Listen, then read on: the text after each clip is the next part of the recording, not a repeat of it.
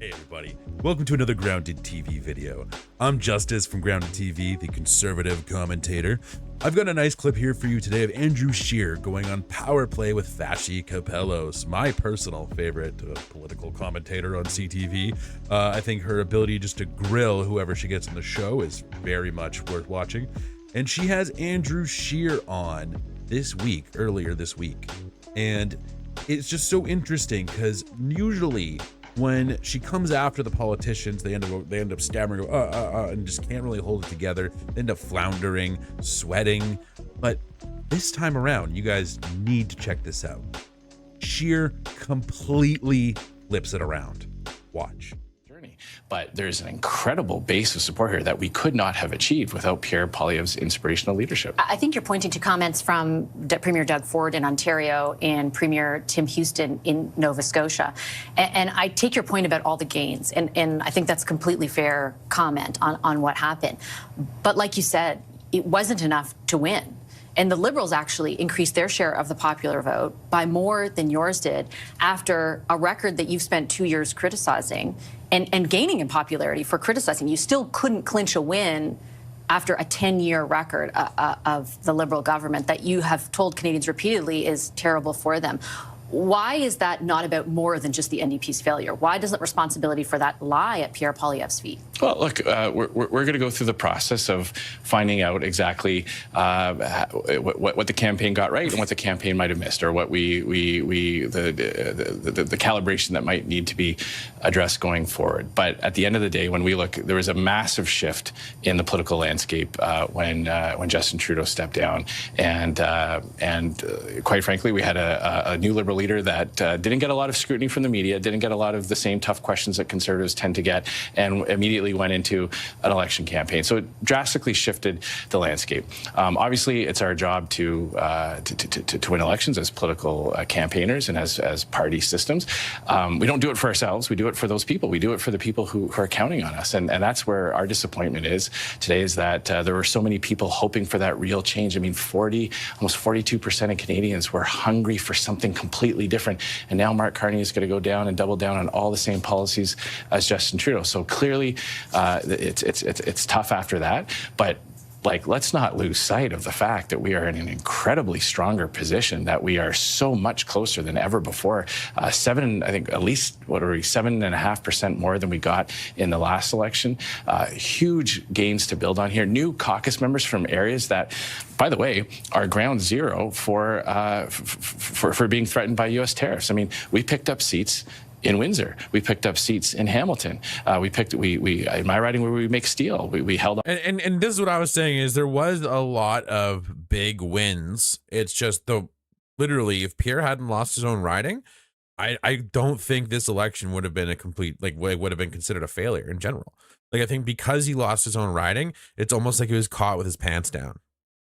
On to all those ridings, all the places in the country where people are directly affected by the threats of U.S. tariffs, forestry, mining, oil and gas, potash, manufacturing, steel, we won those voters. So what we need to do is we need to look at what is the next step? What is that gap to get the other few percentage points that we need to form government? And that's what we're going to be doing over the next days and weeks. If I understand you right, though, you're saying it's the fault of, it's basically because of what happened to the NDP. It's the fault of the media. I mean, you have two conservative premiers, with respect, you have two conservative premiers saying it was the strategy employed, that essentially Tim Houston said the Conservatives are pushing more people away than pulling in. These are Conservatives. This isn't me just making it up. It's just demonstrably false by the facts. The facts are it doesn't make sense.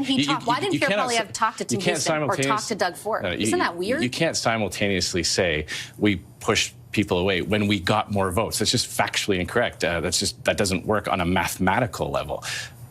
I don't know what else to say. I mean, we got more votes, we got a higher percentage, we won more seats. Clearly, we weren't pushing people away. We reached historic highs. That's just a nonsensical statement that doesn't hold up to a second's worth of scrutiny. But it's coming from a person. That was the most I've ever heard Scheer push back on something. That was pretty crazy. He seems very firm in what he's saying, very strong in his beliefs in that. Who clearly feels like there was no outreach to the people who supported him and to him himself, right? Supported who? Tim Houston. Tim, like, I'm not sure I follow the question. He's making that statement based on what he has observed and his own People aren't reaching experience, out to which him? he did. Well, he has said that there was no outreach, for example, from Pierre Poilievre to him. So has his Doug feelings Ford. are hurt? I don't know. I'm just conveying what he said, and I understand what you're saying, but I can't discount what two conservative premiers are saying. Like, Doug Ford is the premier of the most. Yeah, like Andrew Scheer seems genuinely pissed off with that subtle comment he just said. He just made. Just gonna rewind that for a few seconds. Let's just listen to that. He has said that there was no outreach, for example, from Pierre Poilievre to him. So has his Doug feelings Ford. are hurt? I don't know. I'm just conveying. He's like, so his feelings are hurt? Okay. Like, he genuinely sounds pissed off. What he said, and I understand what you're saying, but I can't discount what two conservative premiers are saying. Like, Doug Ford is the premier of the most populous province in the country. Like, does what he say not matter at all? Like, if he feels that no outreach was done to him or his supporters, isn't that something to just take stock of? I just don't believe that's true. And again. So in that interview there, the whole thing, you guys should really check it out. The link's in the description, by the way. You can find the whole interview there without my commentary, without my input, without the nice little overlay we have there. And I just think it's really nice that, he really pushed back. He didn't just take it. He took Vassy's questions and managed to turn them around. I think coming from a position of strength, which is something I like to see coming from the Conservatives, and I want to see more of. I want to see them going and talking to any journalists, I don't care who they are, even CBC, going toe-to-toe with these people and showing them that their ideology upholds. Because I think that was something they were kind of missing this election, to win over those average day Canadians who just aren't that politically active. Something where Mark Carney was just a lot more appealing, especially with his dorky Phil Dunphy dad dance.